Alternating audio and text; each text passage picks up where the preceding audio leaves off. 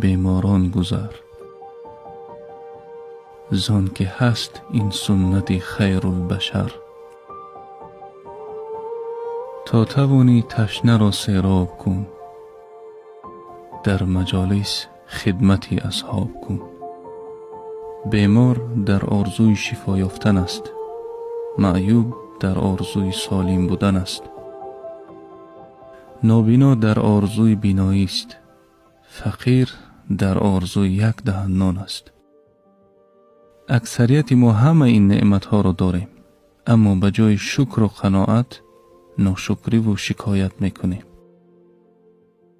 اکثریت ما به قدر این نعمتها نرسیده آنها را در راههای بد حیف میکنیم و تا آنی که جسم و جوان و سالممان پیر و کارناشایم نگردد دست نمیکشیم.